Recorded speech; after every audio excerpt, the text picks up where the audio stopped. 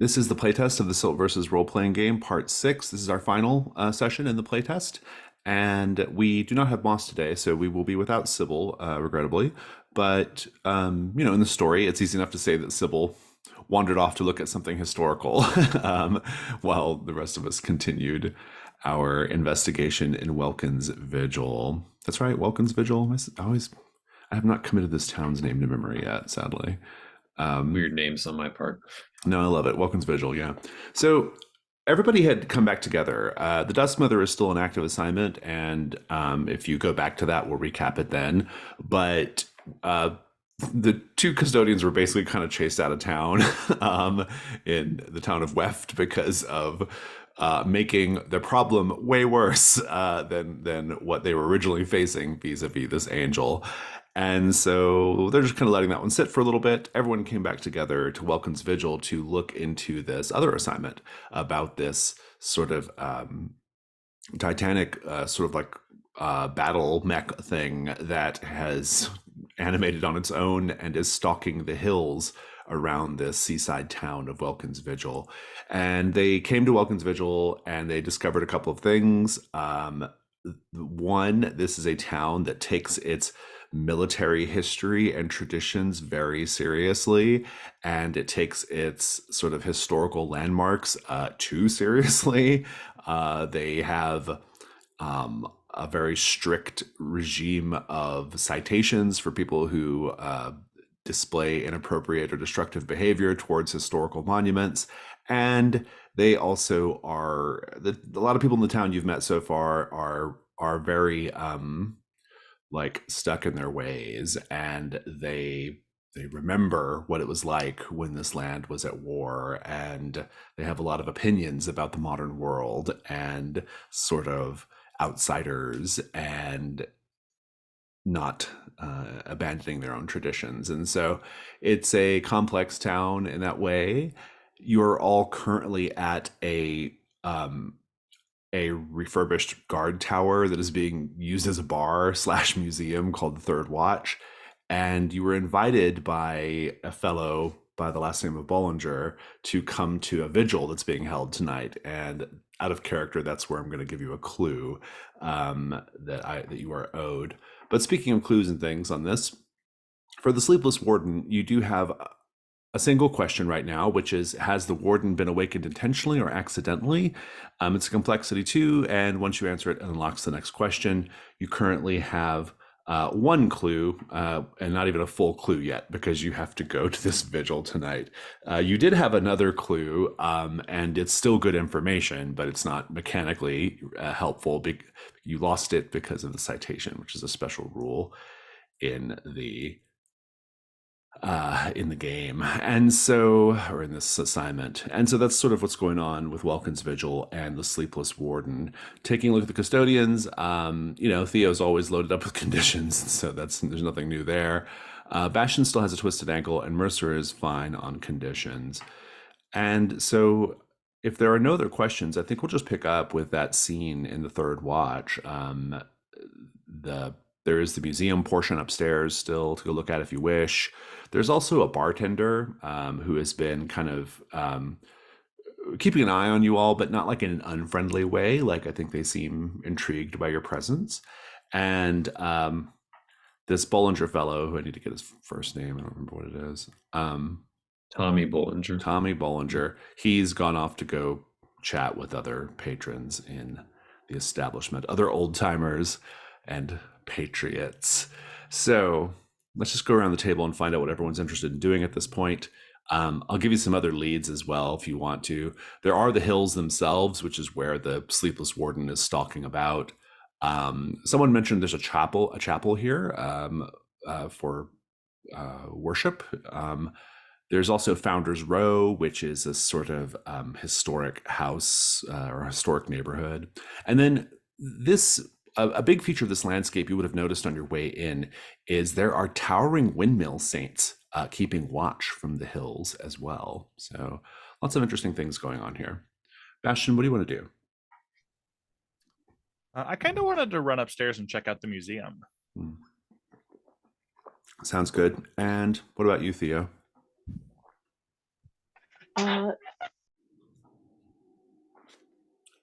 You are muted, Theo. We cannot hear you.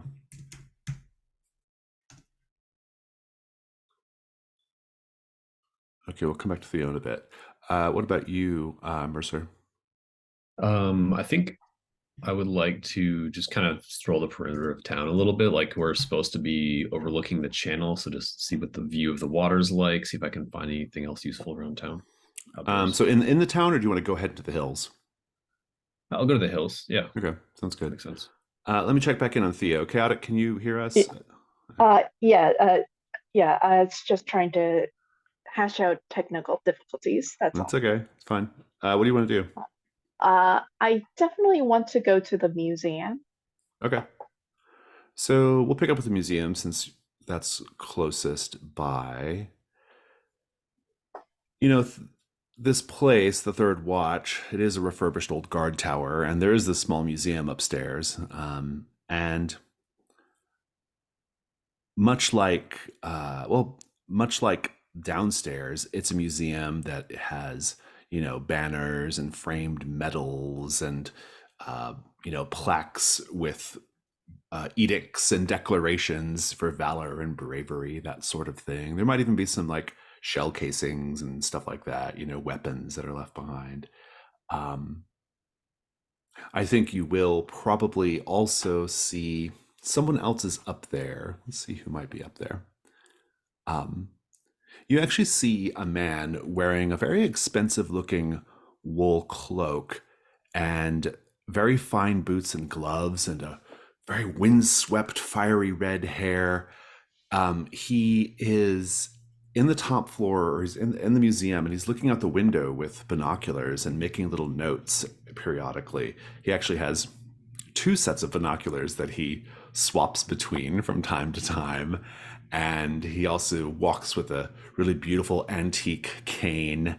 And I don't think he notices you when you both come in. But that's the scene. Bastion, what do you do? I'll stride up to the person with the cane and give them a polite nod. Well, hello says- there. Go ahead. My name's Bastion Ward. I'm here seeing the sights of the town. You seem like a knowledgeable local, perhaps. Wondered if I might bend your ear for a minute. Yes, I am a local. My name is Harlan Scythe. I'm so local and such a fixture here that I still call this town by its old name. We called it Old Welkin back in the day. Just doing a little bit of bird watching. This is a fine spot for bird watching. I've already had my fill of the various antiquities on display, but the windows are very, very satisfactory and high up. Oh, I'm sorry, what did you say you were doing here again? Oh, just taking in the sights, learning a bit about the history. Curious about this watcher I've been hearing about, or this walker, something stalking the hills in these parts. You seeing them along with the birds? He seems to be ignoring you and says, "Such lovely creatures, our birds, but they can be cruel. Did you know that Old Welkin, well, it was the last known location of the iridescent clawed sky dancer, a bird too dazzlingly beautiful to exist in this world. Some said it was a god, and those other birds, drab and dull and jealous of its beauty, they pecked and clawed its feathers out one by one until it couldn't fly. Isn't that in equal measures horrifying and sublime?" I believe I'll be giving it some thought later this evening in my dark hours. This mere lore, or is there a bird to be seen somewhere? I think at this point, you can go ahead and make the information move. And you can do it with presence. Yeah. Before. Before. What are you doing in the meantime, Theo, while Bastion chats with this refined-looking gentleman? I'm just gonna take a look around what's in the museum, any displays and whatnot. Yeah, go ahead and make a information move with reason. Mm-hmm. 8 plus 1, I believe that's a 9. 9. Okay, we'll come back to that in a moment as well. Mercer, you're heading out to the hills. You don't have to go far. It's a small town. And the creeping hills are a series of climbing steps which end in sheer coastal cliffs. There are flat homes built into the rock, peering out over the abyss through narrow windows. Steep switchbacks and single file staircases snake out of sight to hidden perches, empty lookout posts, and cannon mountings which were never put to use. Let's paint the scene. What legends do the locals tell about the threats Welkin's Vigil faced from the hills long ago?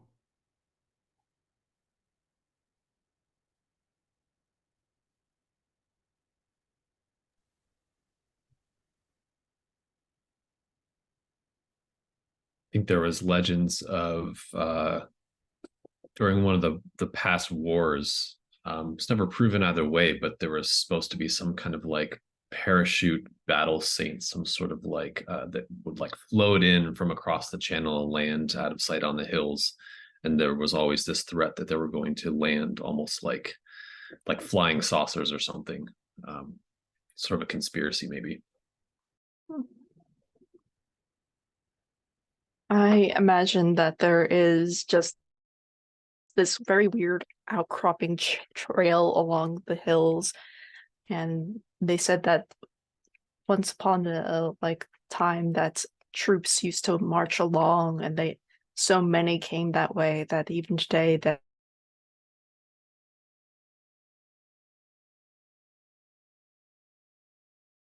Looks like we lost Chaotic. They're having a lot of issues with their internet today. Do you want to go ahead, David?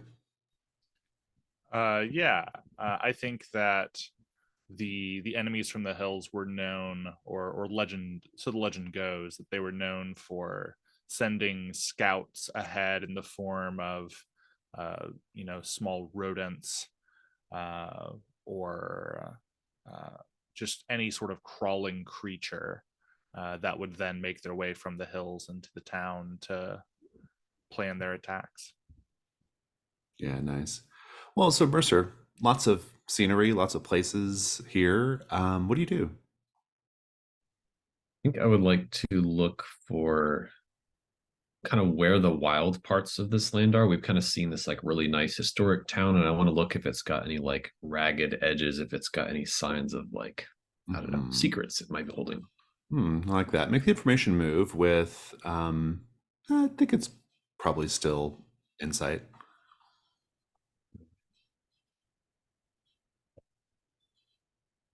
With insight, that's 8.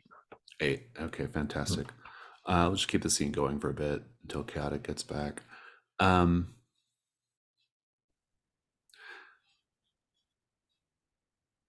Yeah. You actually see lots of deep craters in the ground, in the terrain, but the craters have been covered over by wildflowers. Now, whether these wildflowers, how they are there, are they covering something? Is it a reaction to the divine? Is it something else? Who knows? But it's a curious detail and it's your clue.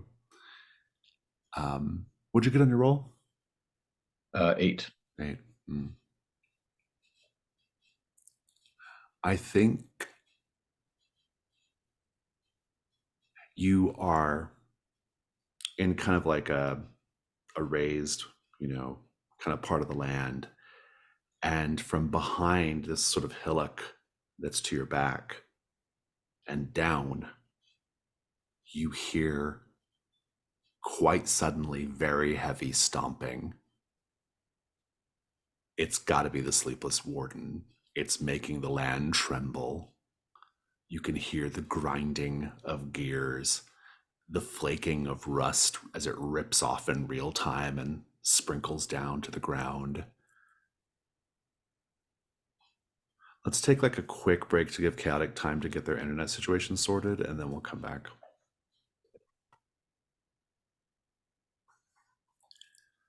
So back at the Third Watch Museum,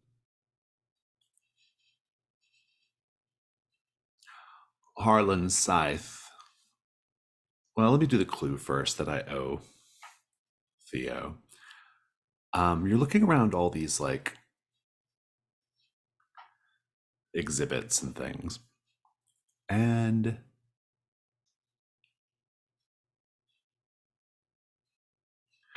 you see that on many of the exhibits and signs and even some of the banners, there's this motto: Heroes of Olvidian never forget.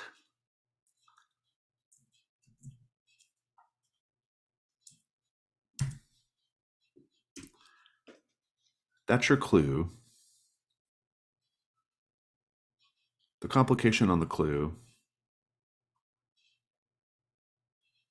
I think the complication on the clue is if you do a little bit of like poking around, asking some of the people downstairs, maybe even this cat Harlan or whoever, like, or maybe somebody who's wandered up, to the museum. No one knows what it refers to. It has like they just don't know. Like they have like no idea what it means. And that's what makes it a clue, right? Meanwhile, Harlan, Bastion, he says, uh, uh, yeah, yes, birds. Well, birds are fantastic creatures. They are harbingers, messengers of the divine. At least that's what I've always thought. You've heard the expression, of course, a little bird told me so. Well, that's rooted in the fact that birds frequently bore the words of the divine. They were whispering. They could whisper to you messages from the very gods. I wonder what the birds around here would whisper. I wonder what sorts of things they have been privy to, or which gods they are in service to. What sorts of things might they say? He raises his voice at some of the other people in the room who've come up to look at the museum, but you get the distinct impression they're there to just keep an eye on the two of you. What would they say about what they've seen here in Old Welkin? They might say, for example, and here is where it gets to be a bit messy. Here's where the miss comes in. I think one of the townspeople, they just give Harlan a hard look and they would say nothing because there's nothing to see. Isn't that right, Harlan? Maybe you should go back to watching your birds. And Harlan gives a small, weak smile. And while this miss is really nothing more than just a basic failure, there is this implication that you're being watched with some degree of interest. I'm going to give you a condition, both of you, being watched. Unless you want to bump this up. I think I'll take it. Very good. Harlan goes back to his binoculars, bouncing between the two sets, and he has nothing else to say right now. I think I'd like to take one of those tight staircases up to one of the other viewing points. I'm going to try to talk to some birds. Oh, very good. Yeah, I like it. Let's check back in on Mercer. Mercer, the Sleepless Warden stomps right by you. It is big. You heard it was only 20 feet tall, but gosh, it sure seems much taller than that. But maybe it's just the impression you're getting. It comes around the bend. It's sort of like all legs, like an ostrich or some kind of like, something that's like much taller, than it is. than its body, and it's got a couple of like little turret-like arms. It almost has the look of like a dinosaur in a sense, but entirely mechanical.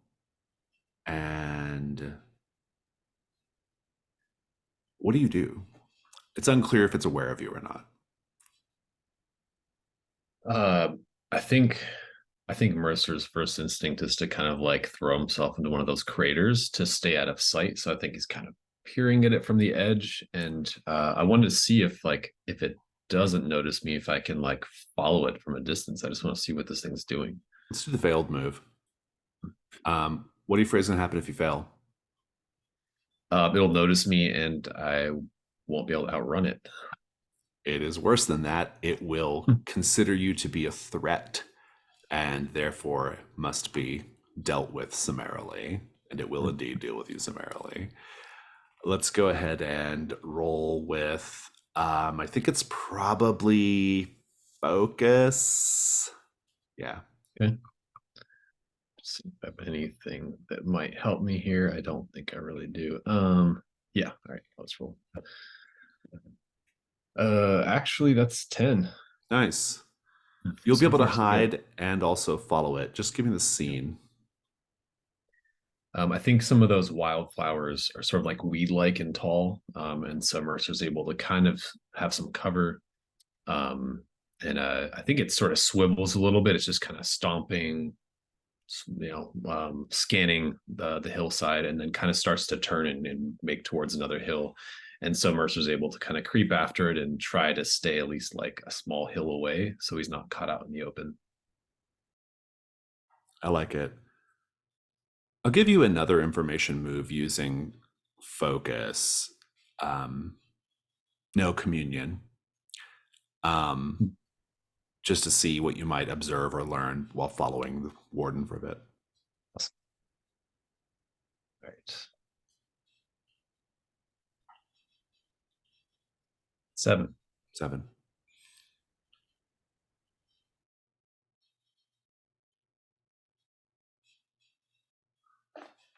Theo, once you're done, once you see this, you see this strange message that's on a lot of these objects and things, and you maybe ask around a little bit. Nobody really knows what it means. Bastion's gone higher up on the observation deck to talk to birds. And what are you doing? I think I'm probably going back in the opposite direction, oddly enough, to like just see, like, because like you have the bar and whatnot, and you have like the main thoroughfare, but I wonder if just going to town, seeing like what sort of other common places are, like what are the shops like, do they really get any strangers at all, or is this like keep out sort of type of situation, which I'm feeling it's probably the latter, and I just want to know what the locals do on their day-to-day basis. I think before you get out of the pub, the bartender, a woman with voluminous feathery hair, crow's feet, and quite heavy mascara, she kind of calls out to you as you're leaving, and she's like, "Well, you and your friends sure are causing a bit of a ruckus here in town today." Yes, it's just we're just new here, and I'm particularly interested in the history of this place. It's just fascinating to see such an historical town, just brimming with pride about their own past and whatnot. Yeah, well, you and your friends have caused quite a stir, but between you and me, it's about time this town had a bit of a stir. I've been here long enough to remember the days when the watch retired. Overnight, we had a bunch of aimless fellows who weren't being paid to sit around anymore. Right heap of trouble that was, till they managed to find some new hobbies. Still plenty of trouble, mind you, but that's just how it is. I think what you are perceiving to be patriotism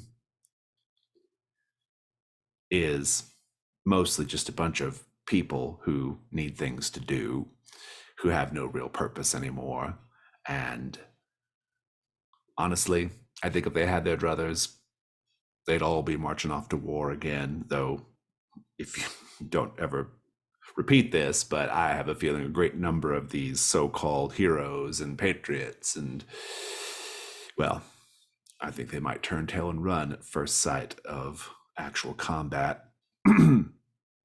But anyway, listen to me going on.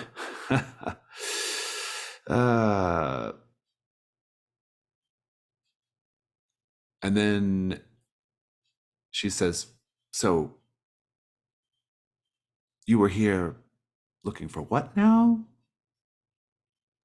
Well, it seems as though that these people's new hobby is bringing back things that should be honestly left to rest. And well, can't have a wandering saint, especially She one with guns. Go ahead and roll the information move with presence. You haven't you didn't note it yet, Theo, but I gave you a condition being watched. And I'm going to invoke that right now because I think there are other patriots downstairs who are kind of, giving threatening looks to the bartender. Her name is Nikki, by the way.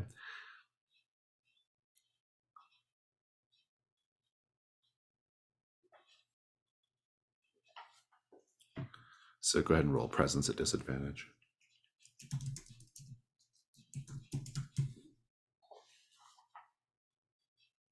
What'd you get? 3. A 3. You are perhaps a little disturbed to see that someone is closing up the entrance, the only entrance into the third watch. A couple of disgruntled looking people are closing the place up and locking the interior door.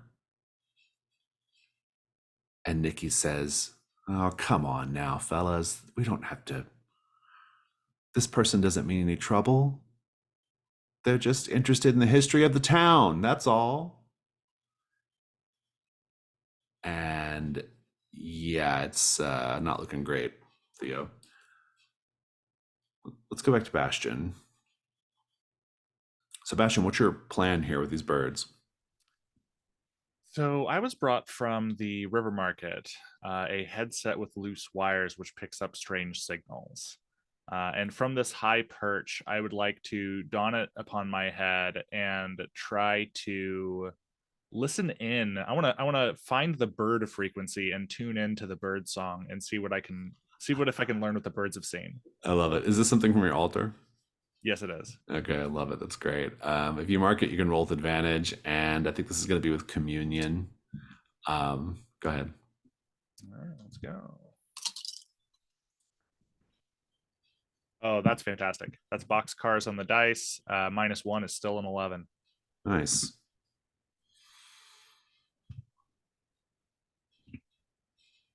First thing, your tuning catches something that maybe you were not supposed to tune into. You hear a transmission. It sounds like a military transmission. This military transmission says,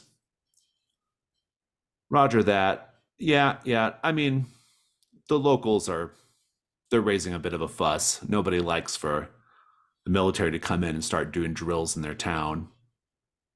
But, well, what are they going to do? We're the military. No. There's nobody. It's a backwater. No one cares. No one really understands what this is about. I mean, I think if there were some reporters here or people poking their nose in things, they might be a little surprised to learn that the situation is hotter than we have led the public to believe, but I wouldn't worry about it. We have ways of dealing with pesky people. For the good of Linger Straits, of course. And you're only hearing one side of the conversation. It says, well, if we have to, we can move this operation over to friendlier places. I mean, maybe those psychopaths in Welkin's Vigil, they'd probably be delighted to have us there. Actual military people. Right. Roger that. All right. He and then transmission ends. This is actually a conspiracy clue that I'm giving you for free, even though you didn't get a 12. And then you get your actual clue, which we'll get back to in a moment. Let's check in on Mercer. Mercer, you got mid result, right? Yeah. How do you know, even as you're following, and even though it's not interacting with you directly, how can you tell the warden is watching you? I think, even though it's tall, even though its pace is very different, anytime I move, it adjusts its trajectory a little bit. It moves a little bit. So even if it's not facing me, it's still in my line of sight. And if I stop, it kind of slows. If I move, it kind of moves a little bit. It's a little bit unnerving. Very good. Take a condition. You are also being watched. And let me give you your clue.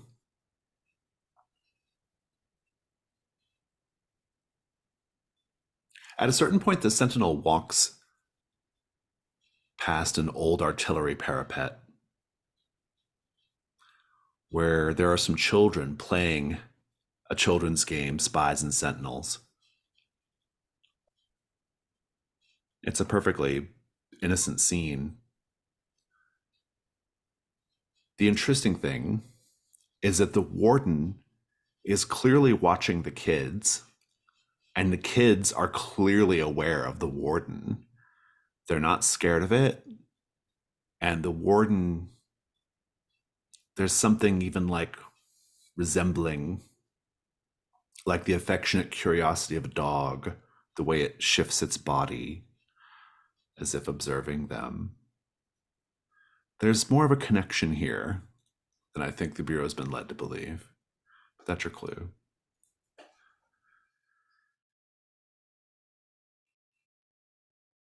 Theo is not good. You have been locked into the bar. Nikki is trying to calm these people down, but I think that, they've got some booze in them. They don't trust you. You and your group have already damaged some historical things in Town Square. And what do you do right now? I think. What do I have in my personal thing?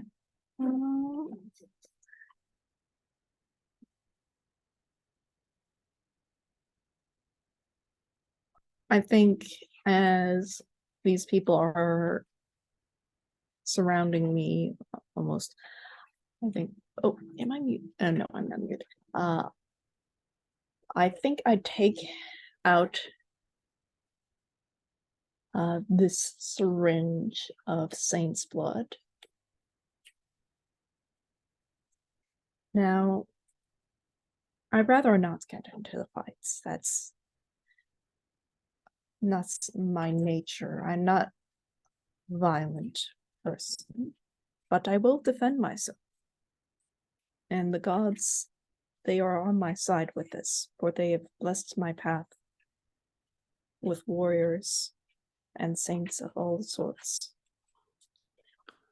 If I take this and inject me with some saint's blood, I shall be able to take on all of you. And this is kind of a lie. I have no idea. Yeah, I like it. This will be the veiled move. If this is something from your altar, you can mark it to get advantage. I'm taking a look at your conditions. Weirdly, I don't think any of them apply. I think this, if anything, the scorched flesh and extracted tooth might make you seem more dangerous. So, and those are physical conditions. Oh, that's right. They don't even affect you anyway. Yeah, that's a good point. So yeah, go ahead and roll with advantage. And I think it's probably its presence.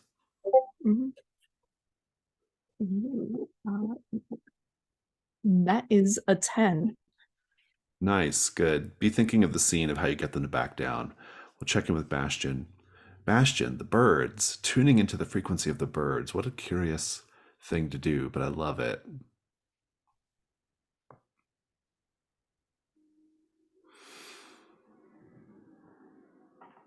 A couple of things. One, you spot the warden in the distance. Two, you spot Mercer, clearly following the warden. Mercer's on the case.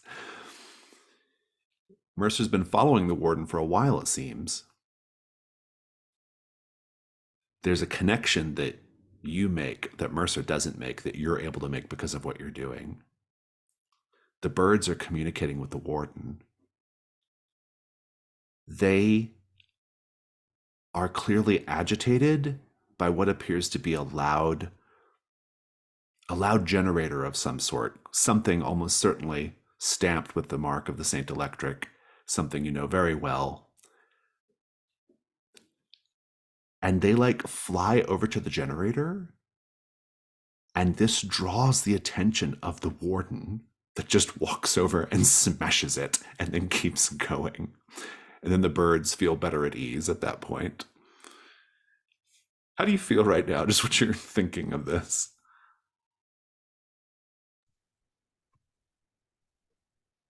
I think Bastion, for one, is thinking that speaking with locals has proven to be pretty helpful, even in the ways that it's not been helpful. And also, if this walker has dared to crush something of the Saint Electric, I should probably go and have a chat with it. Yeah, I mean, I think you probably won't be able to. It's the distance. It's pretty far away. You'd have to make a journey over to it. But no, yeah, I get the basic thrust of what you're saying there. I mean, it's clearly, well, the clue, just to put a fine point on it, the clue is that the birds like drew the warden over to destroy a noisy piece of machinery, right? So what do you do then? I think Mercer kind of sweeps his way back down the stairs, takes off the headset with the wires, and have the people who were in the like museum area, have they gone down to bother? Yeah, they have. Yeah, they went down to bother Theo. Is the gentleman with the cane still here, though? He is. Harlan Scythe. I think I'll go over to Harlan and I will set a gentle hand on his shoulder, and just speak a quick word of verse to him. My heart has now a tongue of its own, a language that only the birds have known. I am one with the birds and they're one with me, and together we fly, wild and free. Just kind of give his shoulder a squeeze, and then continue back downstairs to find Theo and head. I want to head towards the battle scene. I think as you walk away, you can see he has a little smile on his mouth, and he goes back to his bird watching. Well, Theo, you can go ahead and describe how you get these people to back off. I think just as they are about to put a hand on me, I think it's actually, you did say earlier that having scorched flesh may prove like a bit of incentive, but I think it's to my benefit because, well, I looked as though I've been doing crazy ass stuff, and I have this needle lay before me, and as they're about to put their hands on me, I just lift it up, and it looks like I'm about to inject myself, but I don't, and I just give a smile. And I think they just back down from that. Very good. Mercer, I think you've probably learned all you can learn from following the warden at this point. Eventually, it'll kind of step down into a little veil that makes it difficult to follow it anymore. What do you do after that? I think I'd like to catch up with the companions. Yeah, I just want to see what they've been up to. Yeah, this seems like a good opportunity to put you all together. The sun is going down at this point. You are you were invited to go to a vigil. The vigil is going to be held at the chapel, but that's like in an hour or two still. This might be a good opportunity to come up with an answer for the threshold question, which is who brought this back to life. You got a fair number of clues now, and it's only a complexity 2 anyway. But in any case, let's put you all together in town square, say. So the townsfolk are very on edge. They are on the precipice of breaking out into violence. I don't think we can stay here much longer. I think we need to resolve this as quickly as possible. I worry about this vigil we've been invited to. Strange. The strangest thing, I suppose it is violence in a way, but it's at play. The children were playing their war games and did not seem to be bothered by the warden. So I don't really know what to make of that. But they seem, at least some of them seem almost happy that it's here. Yeah. I believe that were the citizens to be the ones responsible for the reemergence of the warden, there would be a great deal more delight. My gut tells me that this is more of either a subtler and or accidental awakening, reverting to its original programming to care for this township. Mm-hmm. But what are your thoughts? I definitely think that the children know more than they're letting on, so I really can't tell one way or the other with that one. Because if they did bring it back, the children would know that the warden is safe because it's here to defend them. But also the history has also said that as well. I saw a strange behavior with the warden. The birds themselves were guiding it to an irksome generator that they had it destroy. But it seemed less like it was doing the bird's bidding and more that it was conscientious of the bird's needs. It seems that it is responding for a perceived good for all residents of the town, people, birds, I suppose. That makes sense. I was able to follow it, and it seemed very aware. I was hiding in the weeds, and even though sort of walking on long stilted limbs, even facing away from me, I could tell it was aware of my position. So this thing maybe is more instinctive, but it does seem quite tuned in to other residents, to other people around it. Yeah. What do we think is powering it at this point? What it had been treated as a statue, a memorial here for years. To have it walk now and not yesterday or the week before, what's the purpose? I mean, do we think this was accidental or intentional? I That is think the Bastion threshold feels question. more accidental. That would be my bid. I think also it's accidental, but with like the birds. But I think also the clue with the deep craters overgrown with wildflowers. The warden hasn't been going on destroying things, so it hasn't really been given any commands yet. So the only destruction was from its past. Well, it did destroy that generator because the birds were bothered by it. Yeah. But because like the birds gave it a command. Yeah. So like if birds okay. give it a command, it's obviously accidental. Interesting. Yeah, I mean, I was leaning towards intentional, but I could see accidental based on we don't have many clues to support otherwise. I think it's like the town's glad to take advantage of that, or people may have other ideas, but it seems that to be responding instinctively to like the vibe of the town and the fears and like the desires of the people here. So there's like the the heroes of Oblivion never forget like the sort of all the sense of remember our history and all the threats from abroad and rumors and stuff like that might be feeding something that has, it feels like it needs to protect. Yeah, I think it'd be hard to make the case based off the clues you have that someone has intentionally brought this thing back to life. Mhm. Like whether it's just responding to something in nature or it's responding to just sort of the vibe of the town. I think it's all been accidental, but that's my feeling on it.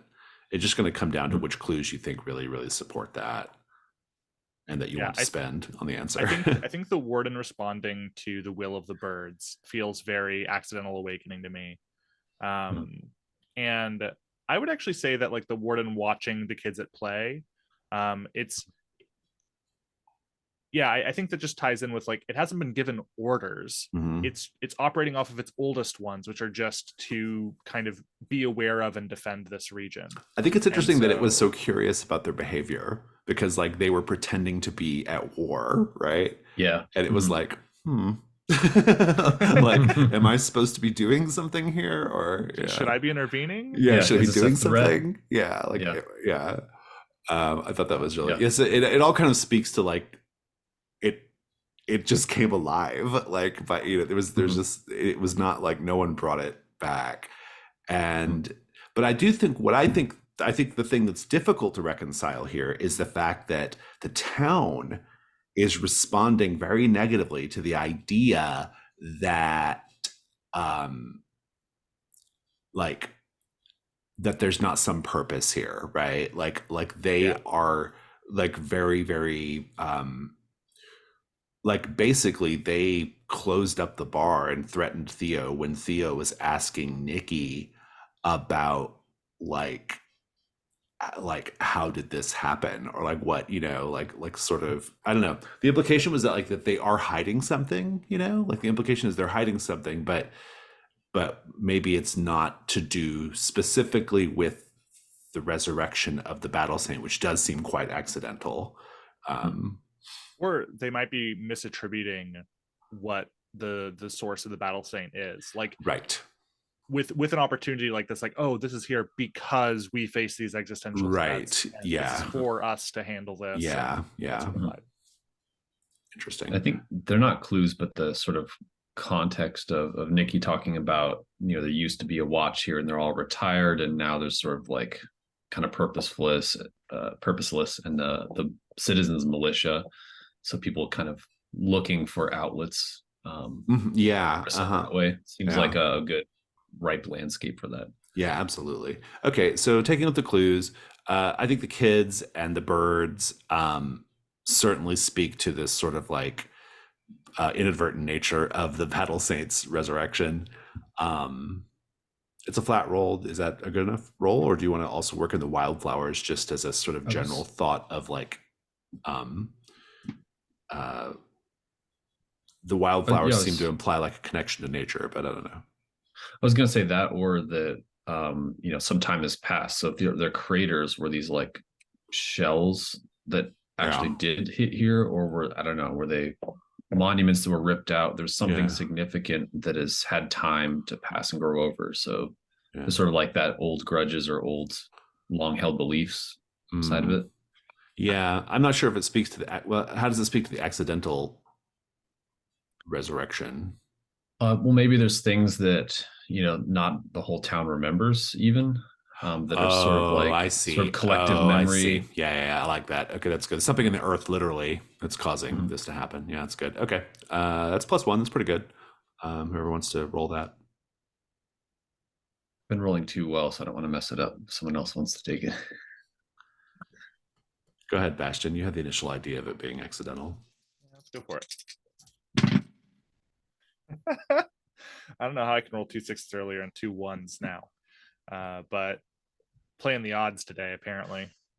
So you got a 2 or 3? Yeah, I got a 3 with that +1. Okay, so on a threshold question like this, the answer is the other option, which means it was intentional. Unless you all want to mark a verse. You can certainly mark a verse to bump it up. You might, if this is the last session, so there's really no reason not to if you're committed to going with the accidental storyline. Also, I'll remind you that you have still the verse of the Endless Vigil available on this one if somebody wants to mark that. So are we all marking a verse here, or? I mean, I think while that'd be marking a fun. verse is good and fun, it also could be fun to go to attend the vigil and think that everything was an accident and discover Ooh. quite the That is opposite. not, yeah. I'm kind of into that, Um, actually. Yeah, So I'm into it both too. sound good to me. Yeah, like you think like, Yeah. oh yeah, so this is clearly like, yeah. Okay, that's Clearly good. accidental. They're listening to the birds. Like, come on. Yeah, Like, yeah. And then you go there, you're like, oh. no, the birds are the messengers of the gods. I like it. Well, I think we'll probably fast forward to the vigil then. Let's take a 5-minute break. We'll come back and do that. Mhm. Now, because you got the threshold question wrong, unfortunately, it means that the opposite answer is true. Perhaps even more salient, I will be making a very hard move against you all in the next scene. But on the plus side, your clues aren't spent. So that's good because they're still available because you didn't get it right.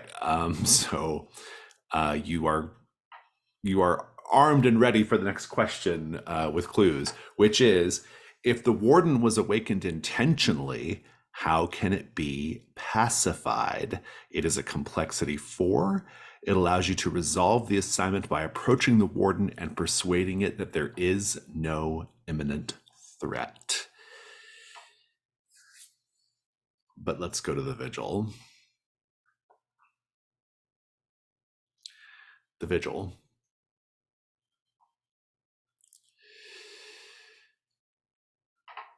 is at the Chapel of the Fog Mantle, a small domed temple, a forest of flagpoles in the courtyard.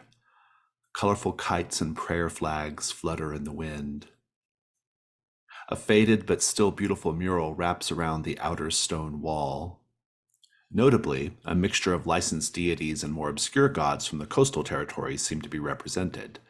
It's a sort of faith agnostic or faith open church. One other thing, a very recent addition, it would seem, there is a dais built on the front yard of the temple. Unclear what it's for as of yet. Let's paint the scene, everyone. What local variations of sky deities are represented here? What aspects of modern life does the chapel denounce? What tenets of these sky gods does the temple proclaim instead?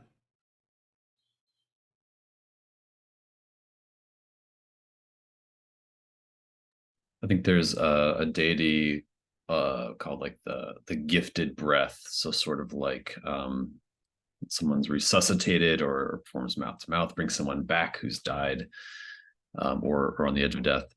And I think some of the sort of military gods look down on this. It's sort of like, if it's your time, it's your time, basically. It's a little, view it as a little more cut and dry.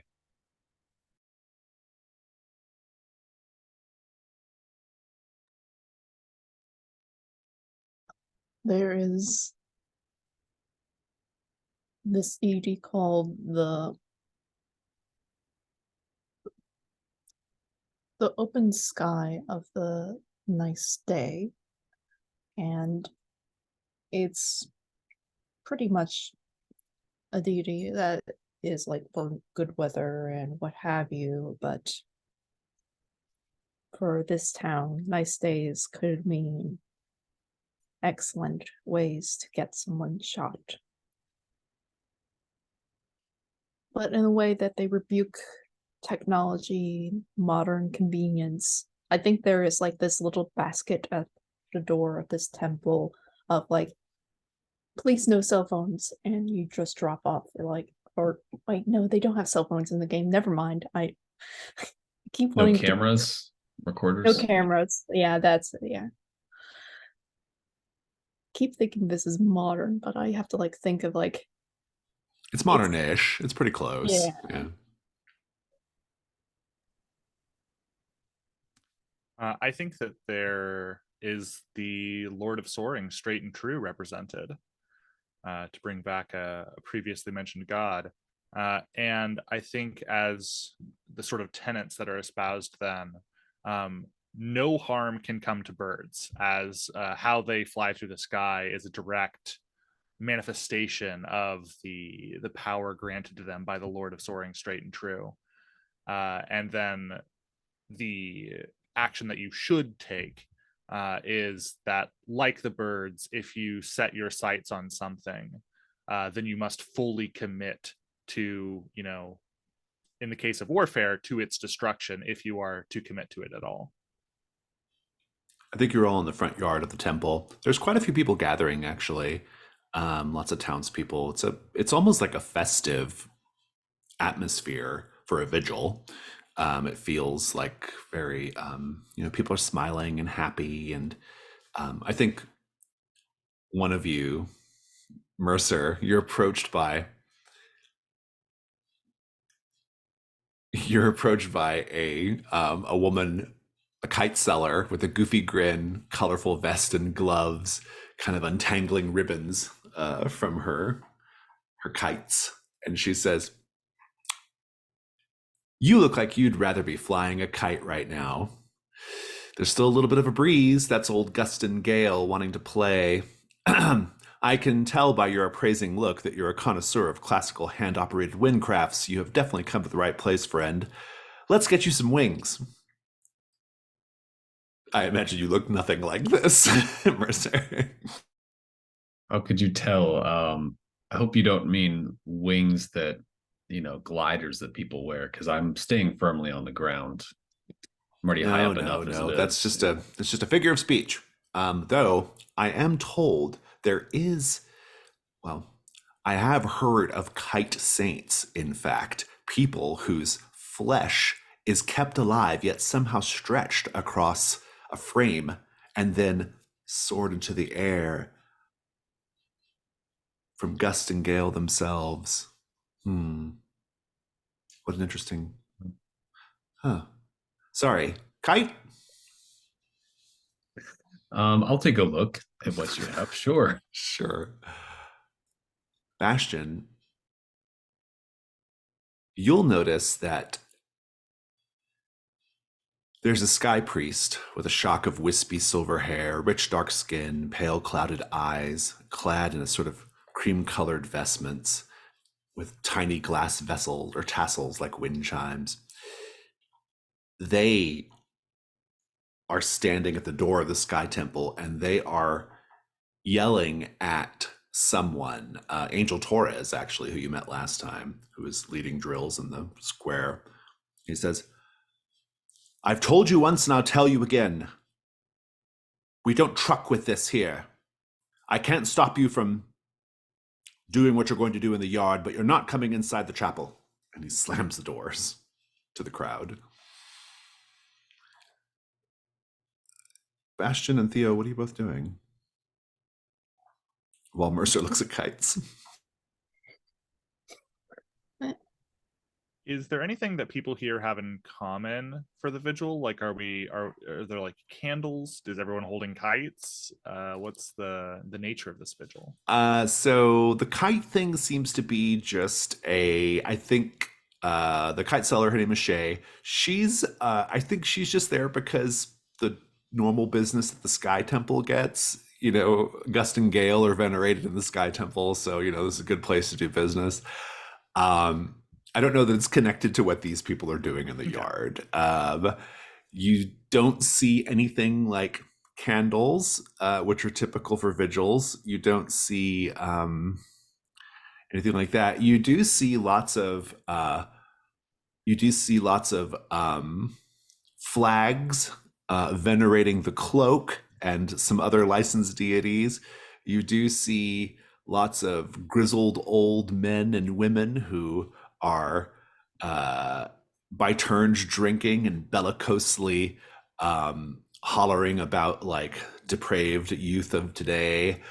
There might even be a few particularly cynical politicians pressing flesh in the crowd. It's that kind of vibe.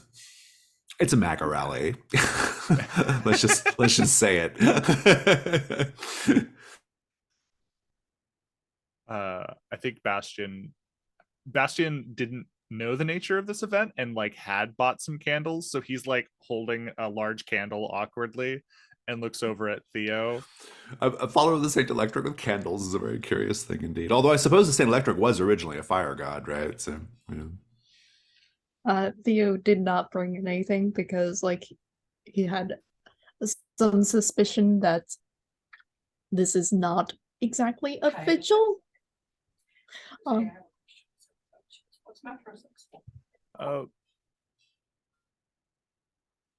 Well, I'll be honest. This event is not quite what I anticipated.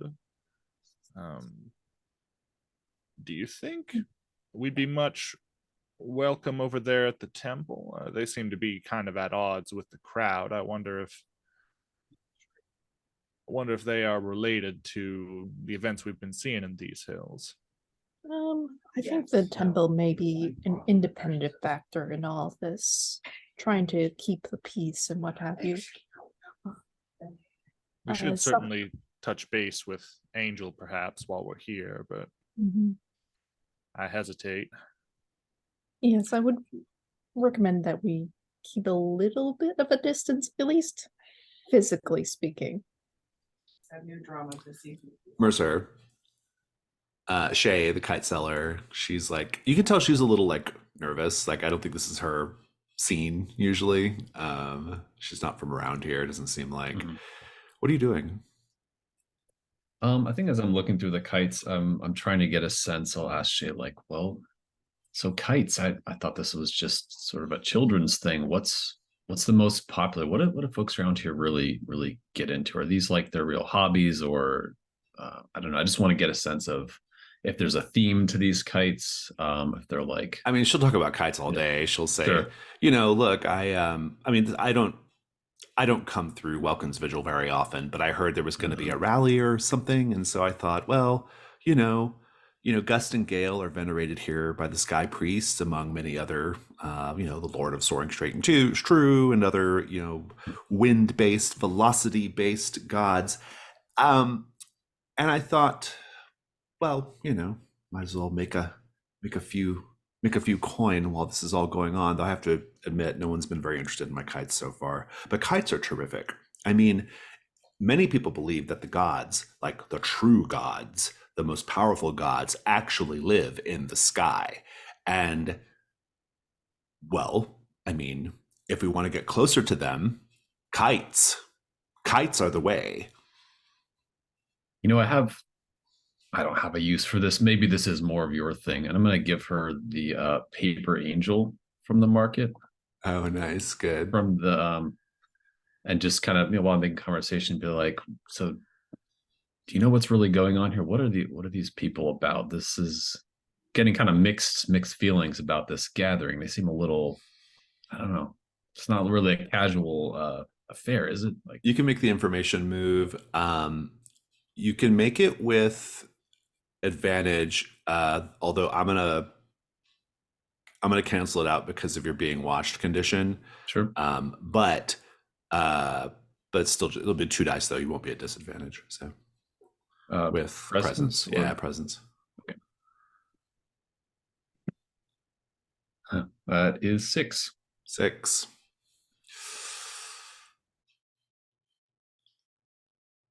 I think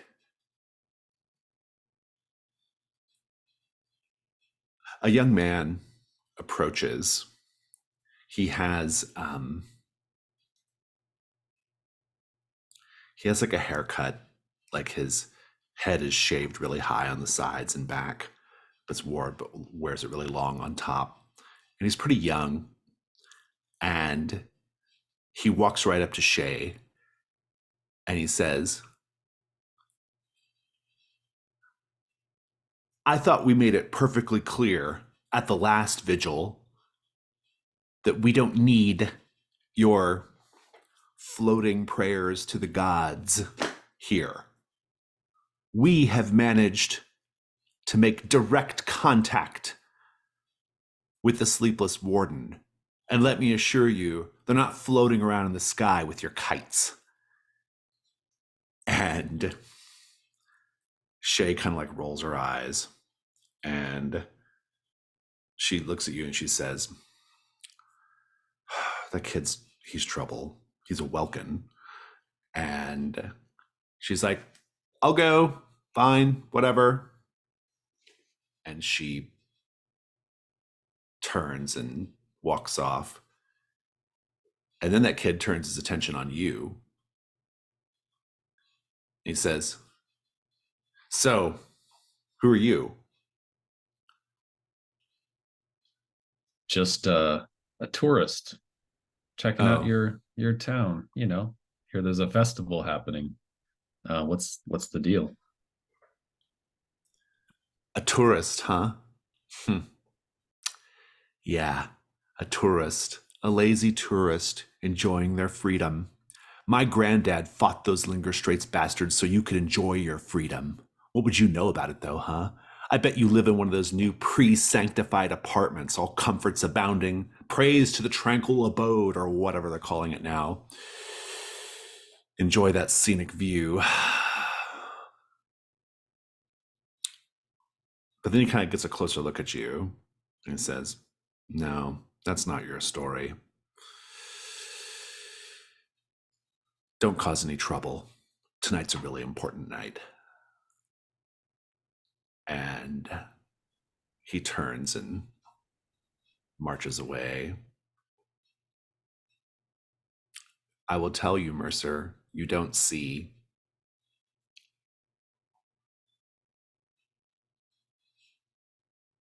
Shay's airborne kites bobbing up and down the view line anymore.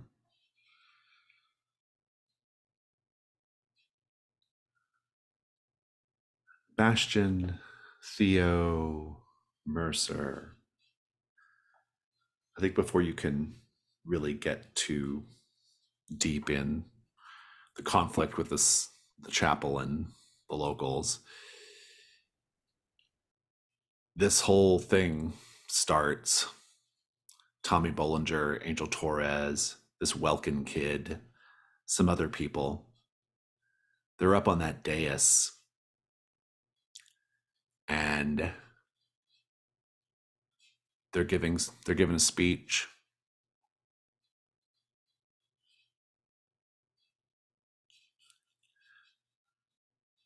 The Welkin kid seems to be kind of in charge.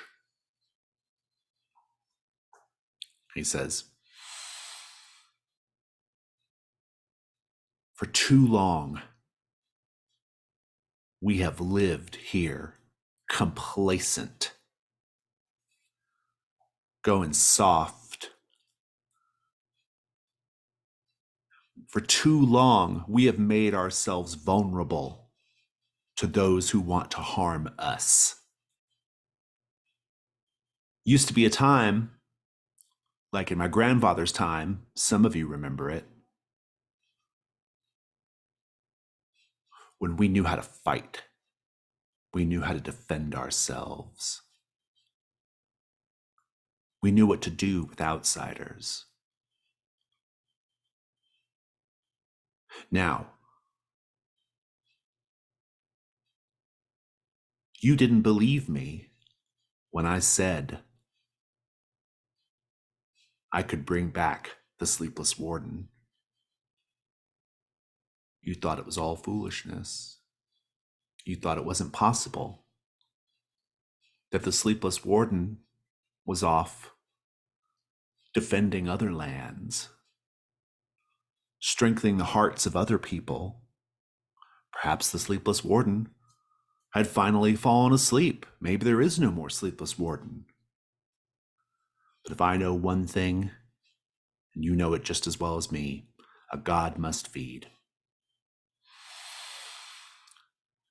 A god must feed, and when you provide said food, gods will answer. The Sleepless Warden is here with us, watching over us, protecting us. But soon enough, we will beseech it to turn its gaze outward, to march on those who want to take from us, who want to despoil our way of life.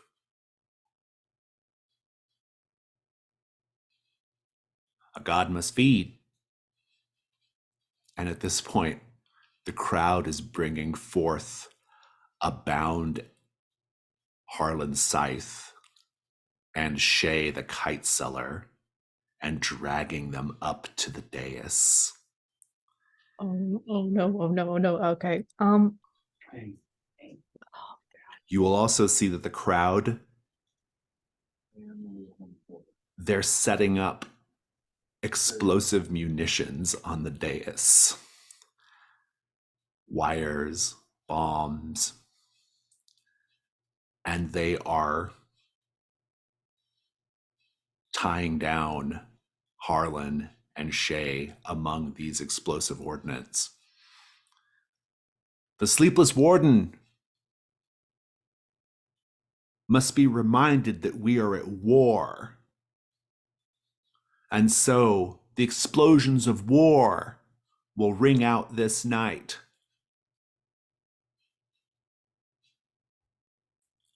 A reminder that the battle is not yet ended. Our God will feed. And then he smiles. And it's going to be one explosive meal. They're getting ready to blow these people up to draw the Sleepless Warden to them. What are the three of you doing? Well, I'm running in there to try to get them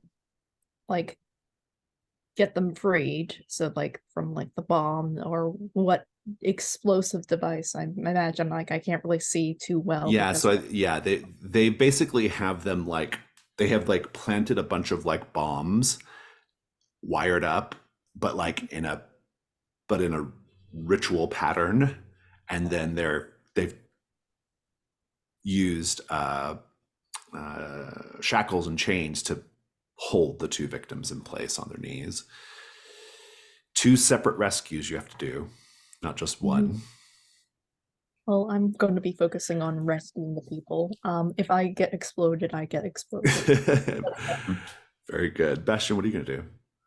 I've got some grounding wires with small etched symbols in my Oh, altar. yeah. I think what Bastion's going to attempt to do is he's going to drop to a knee and pull the grass out of the ground in front of him and stick down these grounding wires in a circular pattern. And he's going to try to essentially remotely connect to the wires of the bombs and prevent them from being able to trigger by instead grounding them elsewhere, giving them an alternate source of ground. I love it. What about you, Mercer? Mercer, so I have another move, a new move I would like to use. And Mercer is going to, narratively, I'm going to take my jar that has the little crab angels in it. I'm just going to run up, smash that at the feet of this Welkin guy, and somehow cut him, mark him as a sacrifice to see if they will feast on him instead, just cause utter chaos and give the others some time.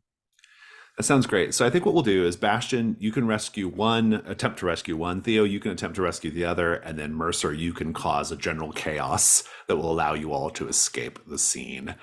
Let's start with Theo. You have to pick your rescuee, Shay or Harlan Scythe. I'll do Shay. Okay. This is going to be, it's just the veiled move for now, because there's not a god directly bearing on this situation yet. What are you afraid is going to happen if you fail? That god will get involved very quickly. Yeah. It's you think the Sleepless Warden, just by nature of the reverence for it in such a concentrated place, is just going to It might just show up too, who knows, yeah. Right? I mean, that's certainly a possibility. Go ahead and roll with vitality. And let me take, and I think because you're being watched, I'm going to put you at disadvantage.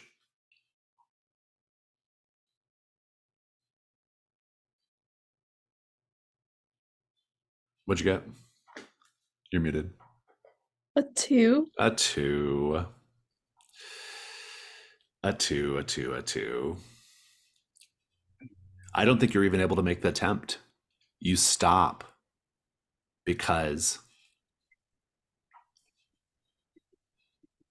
you hear boom, boom, boom as the warden just stomps into the town square to receive its offering. And these people, they don't like behave in a traditionally reverential manner. They let up like hoops and hollers, they're like, like they're letting up hoops and hollers. They've got a sound system. There's like a stereo playing, this world's equivalent of classic rock. And now your role is much harder, Bastion. And there's also the persnickety problem of you can only rescue one of them, Bastion. What do you do? Could I spend a verse? You to can bump spend a verse. Yeah, absolutely. So the Sleepless Warden has not shown up yet. However, I think that you'll be able to rescue Shay, but you're going to have to personally fight your way out of this gathering. Oh, that's fantastic. I get to clear, like by doing that, I probably can clear a condition because of my main playbook. Yeah, that's a good point. Well, go ahead and describe how you rescue Shay. What does it look like? I think as like I am trying to like push my way through the crowd, people that are just turning their heads like, who the fuck is this person? And I think it's like, I imagine this is like on a platform of some sort, and I'm just climbing up, and Shay has been shackled, and like I'm just like dragging her like away from the platform, and trying to like just get her down, and like making sure like she doesn't like fall and injure herself, and just like, because I imagine it's just like the hands and stuff, and like her legs are free. And then like everybody's like like seeing me do this, and like people are trying to grab at me and trying to stop. Yeah, we'll come back to that. Bastion, are you doing a particular move here, Bastion? I think I am also going to use my sacred conduit, because I'm gonna use the item from my altar for my grounding wires. I think I'm gonna burn a charge of sacred conduit, because I'm gonna give myself double advantage. You get double here. advantage. Yeah, that's like that's a very powerful thing that you can do here. But nevertheless, it's a veiled move. What do you think is gonna happen if you fail? I'm worried that instead of properly grounding this, I'm just gonna set off the bombs early, and it's gonna be bad. You've got roll 4 dice and take the 2 highest. And this is going to be communion. I'm going to re-roll my lowest. Oh boy. Oh, thank goodness. Wow, I needed every ounce of that double advantage. That is a 8. And what am I rolling with? Communion. Communion? Okay, so it's a 7. 7. Okay, you're going to succeed, though. You will rescue Harlan. Complication. I think I'm just going to give you like I think this is just, I'm going to give you an exhausted condition. I think this just wears you out. Like, what does it look like, though? Give me the scene. So I think we see Bastion as soon as they start dragging the people up to the front, and he sees the wires sticking out of the bombs.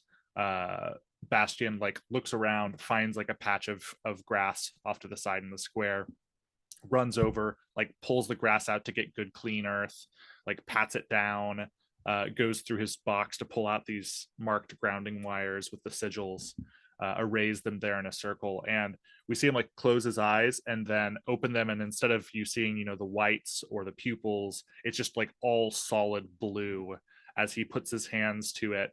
And it's like actually pretty subtle at that point, because like we see the blue light go out, and anyone who's near the bombs will like smell something smoking just a little bit, because whatever transistors or whatever's involved, those have all just been burned up.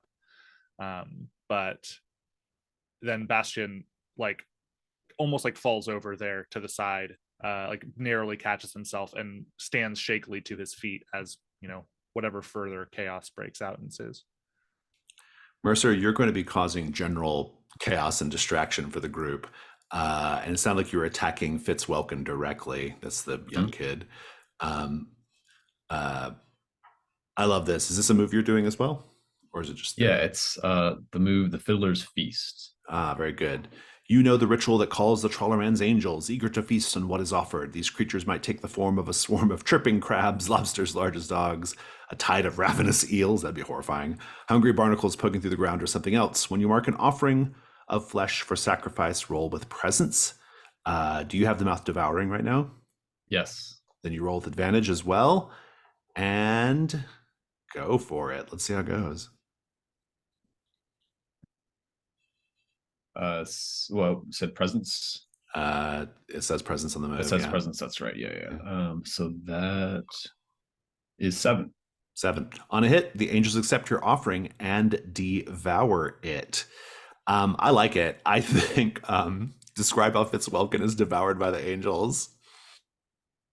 Well, they've been growing in this jar with that piece of hungering roots, and they've been getting really hungry. They've been growing. They're kind of folded up. So when I shatter the jar, they unfold. They're just like all extra limbs and pincers and mouths. And they just kind of swarm over him while he's making his speech, and he just kind of collapses behind this stage. And, we hear horrible gurgling, chirping, rending sounds. And we don't hear speech anymore. I love it. I want to take a moment to memorialize that clue as well. The vigil, the clue that you're getting from the vigil is just the basic fact that they're using like ordnance and like explosive ordnance and other like military combat things to attract the warden's attention. Like that's sort of the clue there.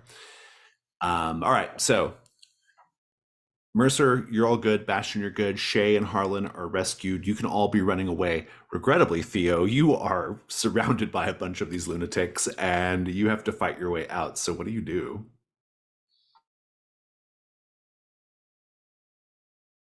Well, I'm normally not violent, but I think I have to get violent in this case. I am just trying to like hit people, punch them, just trying to like force my way out because like it's a big crowd, like other fists are probably going to get flying and it's probably going to start more than just me getting into the fight with everybody, but everybody fighting each self, so it's just going to be utter chaos. This is going to be the veiled move. What do you afraid is going to happen if you fail? Well, I may be the new sacrifice. Ah, indeed. This is going to be with vitality, and you're not affected by the physical stuff because of your nature. So I think you're okay. Just regular dice with vitality. Mm-hmm.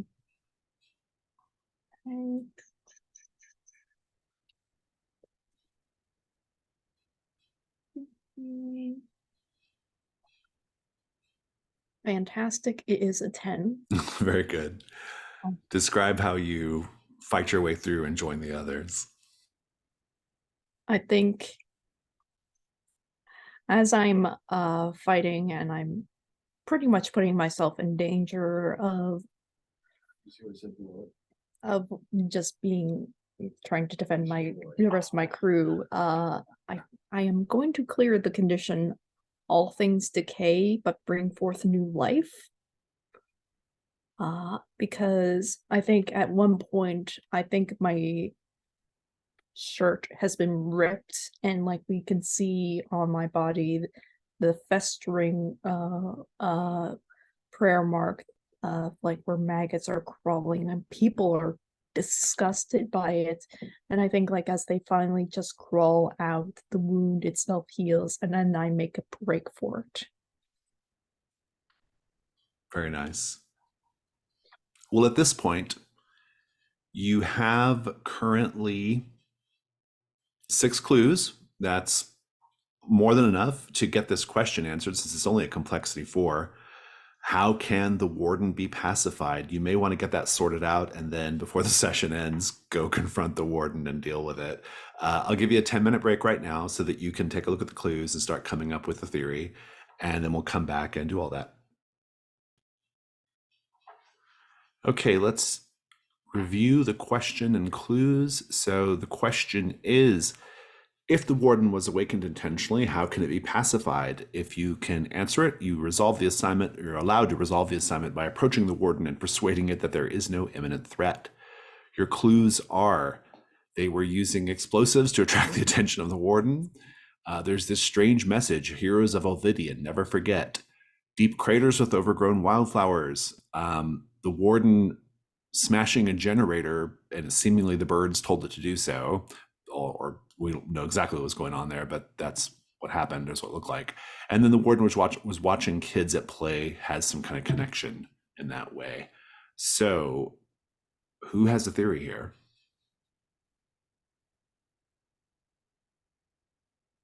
I think we just really just have to tell the warden we are at peace currently. It has already seen the signs of like peaceful things, such as like the children, the wildflowers. The closest thing it's have gotten into combat has been with the birds. And people have forgotten about the heroes of Olividian or Ovidian, yeah. Olivian. So I think the fact that they were using the explosives to attract the warden, I think that points to it as well, because there aren't any other signs of war that would keep it around. So they've woken it up, and now like, oh, like here, let me blow up some stuff. So you're like, yeah, that there is a war. There's something going on here. Maybe that's what's responding to vis-a-vis the birds. Like, it's looking for evidence of Yeah. Yeah, I of think yeah. Go ahead. like the overgrown craters are sort of like, if those are like from shells, look how long it's been since anything The remotely flowers were dangerous growing happened. over it, right? Yeah. And like the plaque, like I think they never forget the heroes thing. Was that like on a plaque or yeah, some memorial? it was type of on thing? it was on several of the objects in the museum. Yeah. but Some no kind one of show. tell me No one about remembers it. Yeah. Right.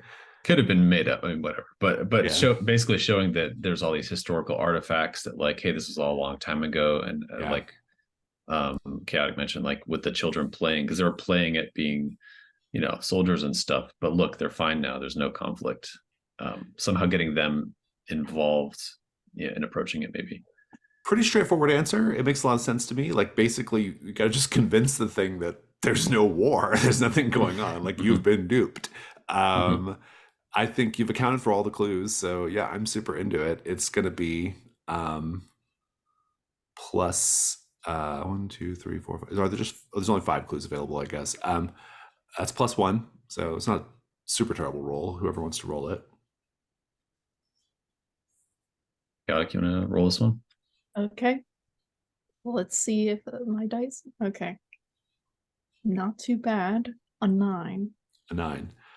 So it's correct. It'll be a little challenging, but you'll be able to pursue the opportunity, unless you all want to write a verse and bump it up to 10 and make it a really straightforward resolution. I'd write a verse to bump it. Yeah. That's fun. Let's do that. If you're all going to bump it to a 10 and you're all writing a verse, I think what we'll do is we'll just handle this in a montage, basically. Like, what do you do to, like, to convince it that there's nothing going on here? Yeah, we'll handle it in montage. I'll kick off by saying that I think you go hiding for a while to get the town's attention off of you. And once you think you've given them the slip, maybe much later that night, maybe even the next morning, then you head out to the hills to go seek the warden itself. And so that's sort of the basic setup. It's kind of early in the morning, looking for the warden to explain to it that there is no war taking place. Keep the scene going, Chaotic. I think as we're heading out into like the fields and like the hills, I think I've been picking flowers along the way, trying to like make effectively like flower crowns for all of us. Because like, what could be more peaceful? Yeah. All right, keep it going, Gabriel. I think if we've rescued Shay, getting her to help, everyone can carry a kite, Like and kites. just have like, Kites and flower play. crowns. Yeah, beautiful colors. People are playing. There's nothing horrible coming out of the sky unless it's those kind of kites. All right, wrap it up, David. How do you know it succeeds? Yeah, I think Bastion and the chaos of when we fled earlier stole one of their speaker systems. And so where we're there with flower crowns, we've got kites going. I think Bastion's just playing some like delightful, happy music on the speakers when we go to greet it, and it's just like, I mean, look around. It's so pleasant. This isn't, the bombs aren't falling from the sky today. Those sort of vibes. I love it. And I think the thing stomps back into the town square. A bunch of people are gathered around it. They don't know what's about to happen. And it reaches down, and with its little stubby arms, it manages to right the knocked over pedestal. And then it just climbs back up and just goes inert. And there's like soft crying among some in the crowd. But you can see others that are like, yes, this is the way it should be. Like they feel relieved. And eventually the crowd disperses. And that trouble in Welkin's Vigil is at least over. I have a feeling they've got other things, other worries and concerns. The broader local authorities might be interested in the types of sacrifices they've been doing, but who knows? In any case, that will conclude the Sleepless Warden. Before we head over to wrap up the session, I think everybody should have some verse stuff to do. So whoever wants to kick that off, go for it. What was the verse available for the Sleepless Warden? Oh yeah, if someone's marking that, it's called the. Let me find it real quick. The verse of the Endless Vigil. Each custodian recalls something from their past which haunts them and leaves them unable to fully let their guard down. I'm kind of interested in marking that one if everyone else is okay with that. Yeah. So everybody will have to do that eventually. Mercer, did you have any others you want to do? I can mark the one or narrate the one I marked. It's a verse of history. A flashback to your adulthood showing the parts of your life you neglected in pursuit of miracles. So I think there was a phase where Mercer had been working on like a fishing boat, but kind of further upriver, kind of sometimes finding work away from the river, just kind of creating some distance from his childhood. But it definitely was in a phase of like living on a boat and actually not leaving the water whatsoever. And a friend from his childhood comes to visit him, steps off the dock onto his boat and is just telling him about, all the wonderful things that have happened in his life since, how he's moved to the city, how he started a family, how he's made other friends, and kind of trying to show Mercer like, hey, it doesn't have to be this grim, there's other things out there. And the conversation kind of fizzling out, kind of becoming rather awkward as Mercer insists that he can't do that. He's been called. He has things he needs to find. He has a purpose, and kind of dismissing his friend, and it being kind of a very kind of painful separation as he leaves. And you see Mercer kind of pull back out and just kind of go get lost in the river again, alone.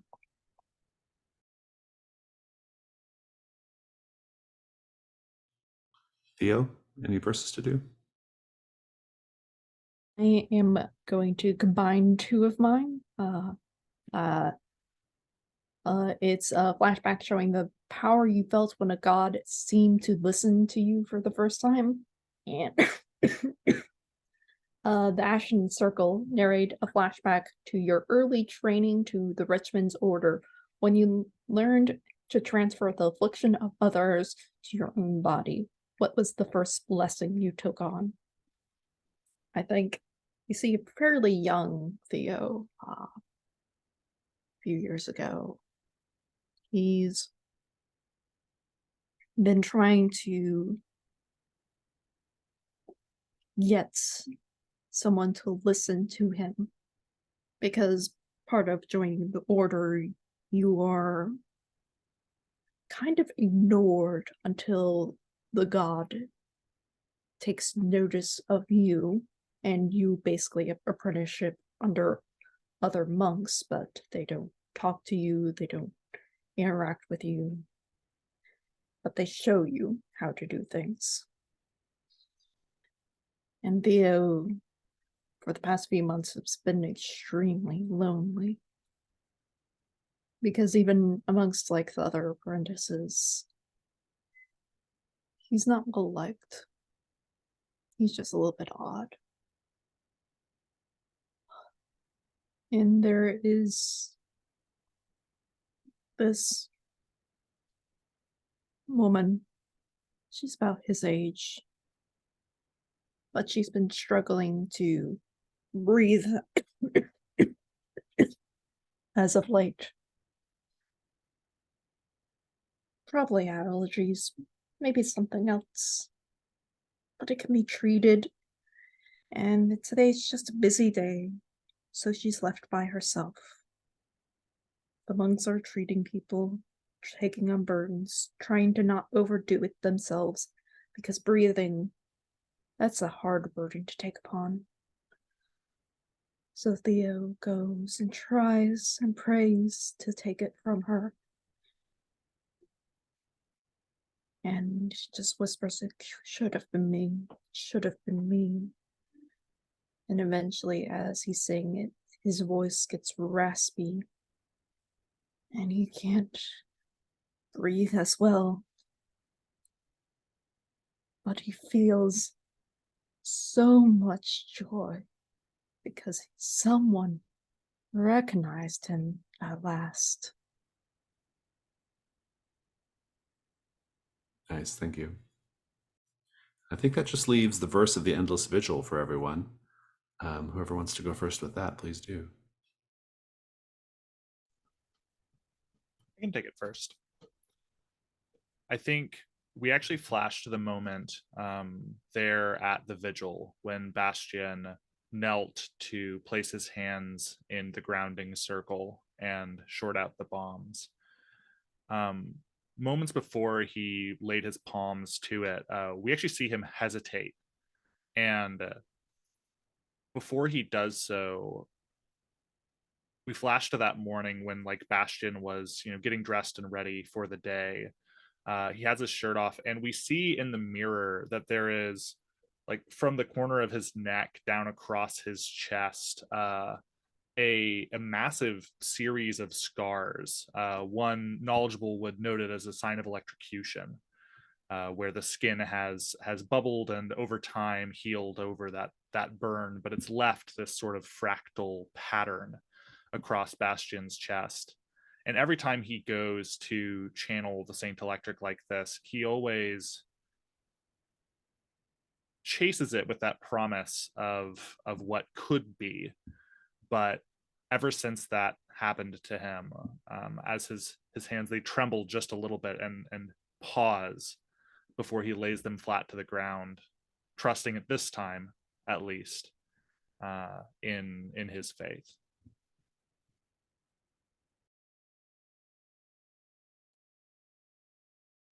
Mercer dreams of flooding every night, and sometimes these are sort of cataclysmic visions of drowned cities and bloated bodies, and sometimes it's more personal. It's a memory of trying to swim for the first time, or drowning alone in the river.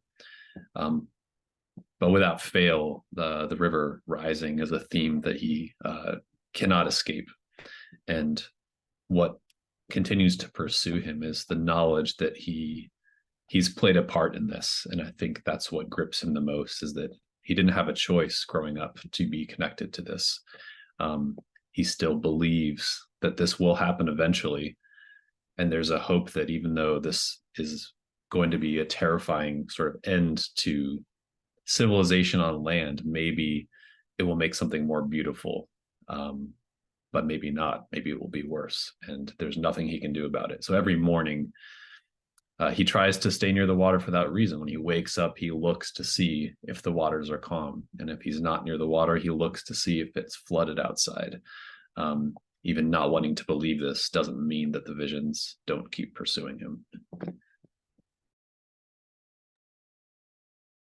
Hawks monks swear oaths of pacifism because in the past there's been stories of when Hawks monk gets into a fight. Just because they're not taking on someone else's burdens doesn't mean that their own or have been lifted above themselves. So pain is not too much of an issue. It can be managed, can be used, and they can fight and fight and fight some more till a person's a bloody mess, till it's not even recognizable as a person. That terrifies Theo, because it always feels like he's on the edge of becoming like that. Fantastic. So, because this is the end of the playtest, I'm not going to do the full end of session procedure, but I do want to go ahead and read the rewards for the Sleepless Warden, since you would have gotten them and it's fun. The options were a handheld wind wand, its fan blades stamped with prayer marks of both the Saint Electric and the Blessed Breeze, a pair of antique military surplus scout binoculars, a pewter miniature of the Sleepless Warden. The Chapel of the Fog Mantle becomes a place of refuge. When you return to it, you can choose one, clear a condition, unmark an item from your altar, or discover a clue related to weather. A memento from a forgotten war, or an item from the investigation. Ask another custodian to describe it. So some fun stuff there. We didn't get to see the Windmill Saints. I would have loved to have seen the Windmill Saints because they're horrifying as described in the text, but we still had a good run of the Sleepless Warden, I think. We'll go straight to stars and wishes, and this will be for the whole play test, and I think I'll kick off. A star for just the play test. I was really happy with that I was able to do this and run this for you all. I was really happy that Gabriel was here, especially so that we could kind of in real time sort of like together like experience the game and kind of figure out what needs to be tightened up and stuff. And so it was very instructive for me as the co-developer of the game to just like know what parts need to be like kind of adjusted slightly here and there, and how the text can support the understanding of the game. And so thank you all, and to Moss as well, who's not here today, but thank you for participating in the playtest and helping us out with that. That's very, so stars for that.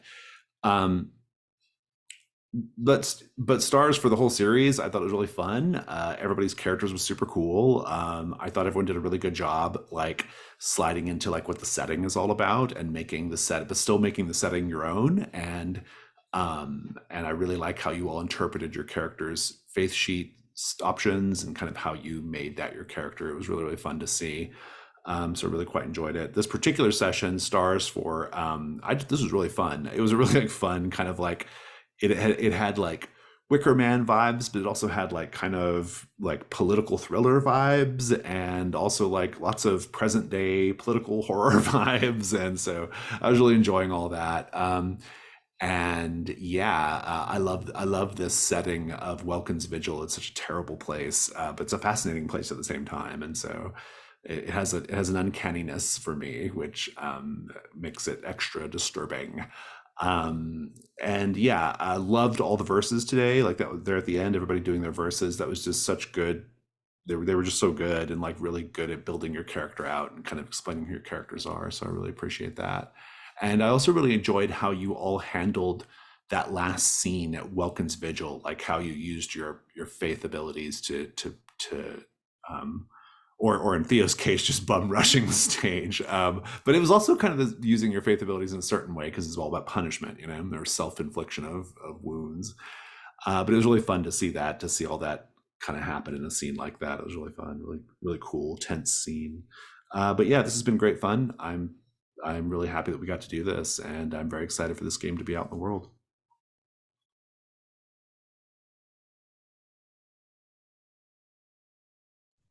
Yeah, I'm actually going to lead off with the wish, which is to be able to run this at one of my own tables soon. I had a ton of fun playing this. I really love all the ways it's like the Between and all the ways that it's different.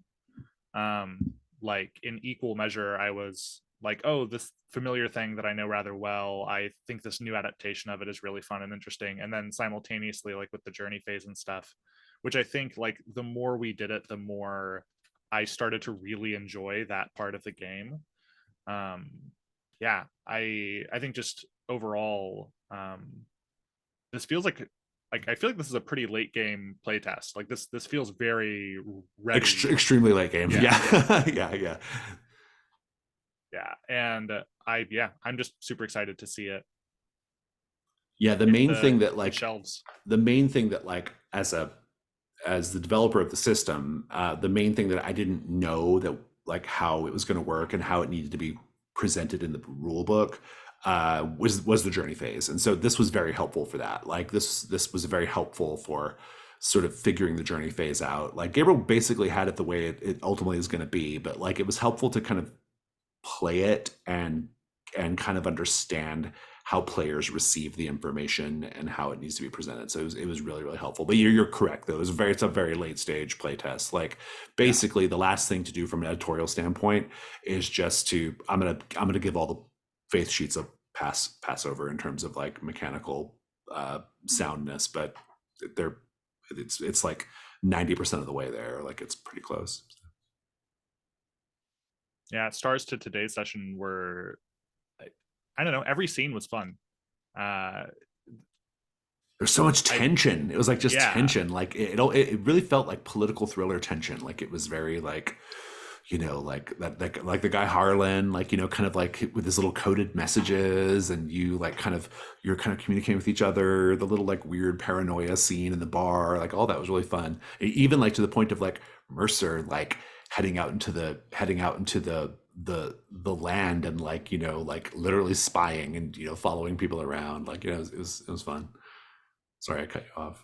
No, you're spot on. Yeah, there's like crazy spy thriller vibes with the Sleepless Warden as a threat, and yeah, I think it's especially given like there's each one we've done so far in the playtest like felt like we were going to a new place, of course, but I think the Silt versus as a setting has some common vibes between them, and it's almost like for the Sleepless Warden we changed genre, where like all of those trappings are still there, but the genre has changed for this one, and that was really fun to kind of see where the system can take you. I already have ideas for like if I was going to write something for it, like what I would want to see happen and that sort of thing. So.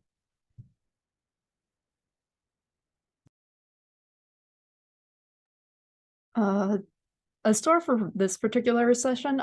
Thank you for being patient with me in terms of my technical issues. Oh yeah, it was no big deal. Yeah, I really liked like where stuff went. Each of the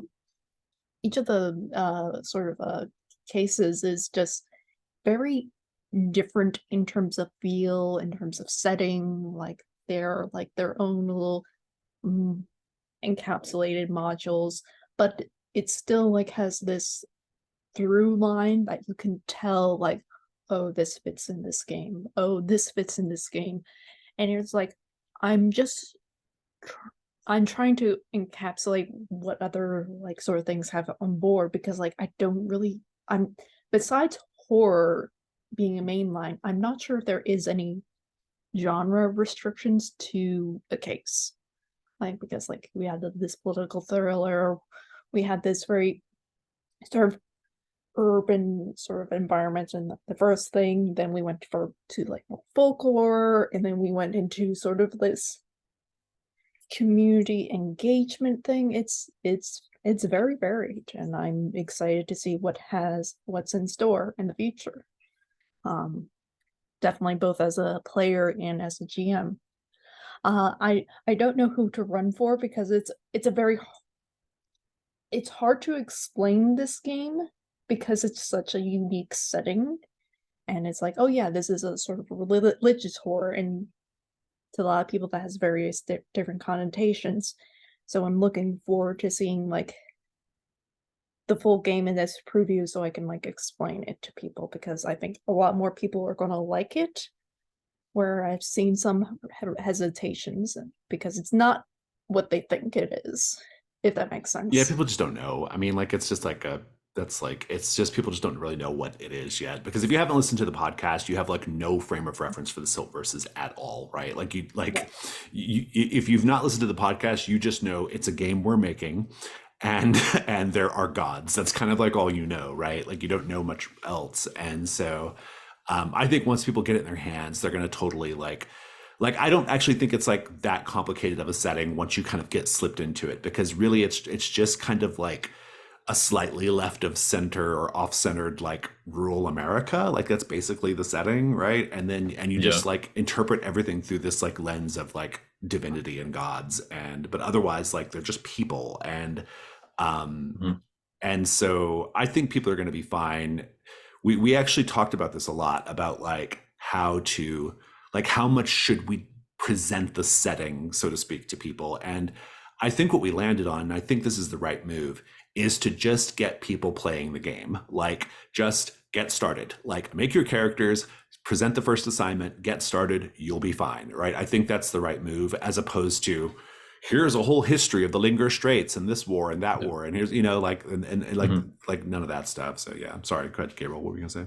Just gonna chime in on those themes a bit. I think because what the podcast does so well is it doesn't waste time explaining that to you. You just start with this one perspective, and then it unfolds, and you're like, this is so weird, and I don't know what this means, but I'm intrigued.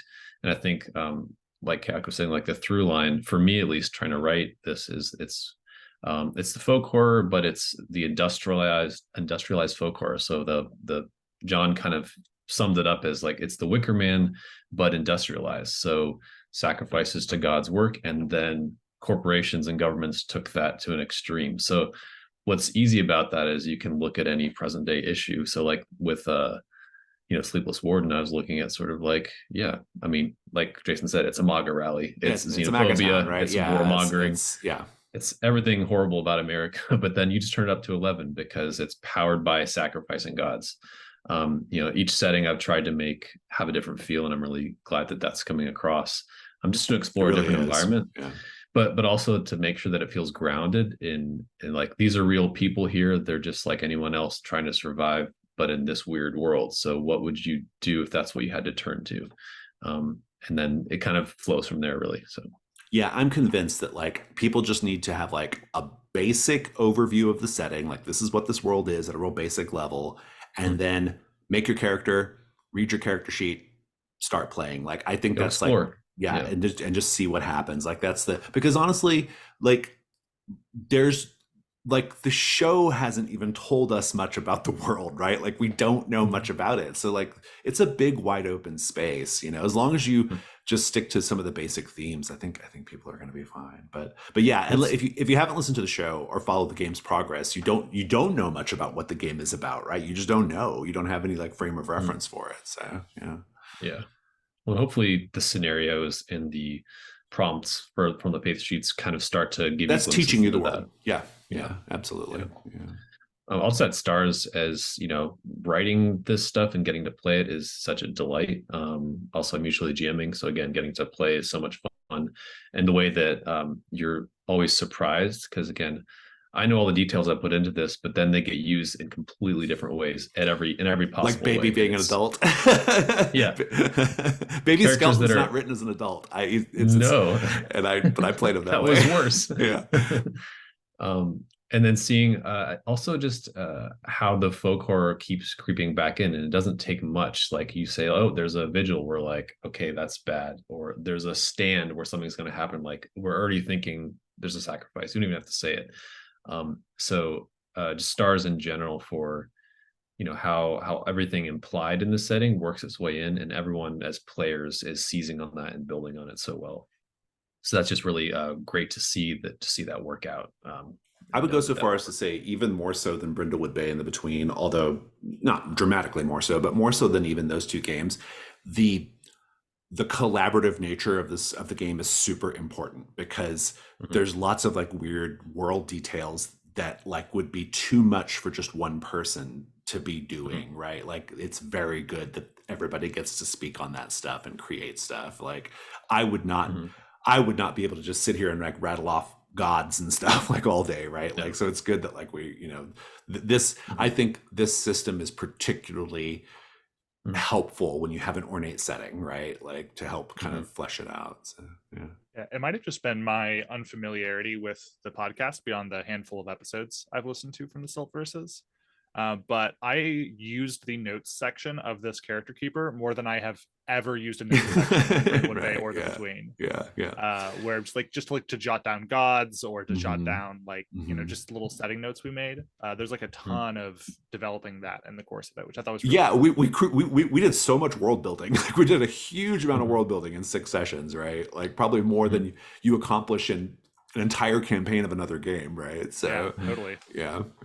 You can't really emphasize enough that the writing is so good, and the way that it does that so well, like it tells you just enough and it doesn't explain it, but what it leaves you with, the questions it leaves you with are so rich that you're going to end up doing that no matter what. And the most exciting thing is we have captured it beautifully with the journey phase, right? Like the journey phase has captured that part of the podcast, right? This idea of this sort of ephemeral world building, right? This like sort of world building on the margins, right? Like the journey phase, the paint the scene questions help as well, but like the journey phase in particular really helps. I think it's going to help the table emulate that thing that the podcast does, right? Where the podcast shows you a scene in the Chitterling restaurant and all the sorts of like religious horror and strangeness that goes with that, but it's not the focus of the scene, it's just in the background.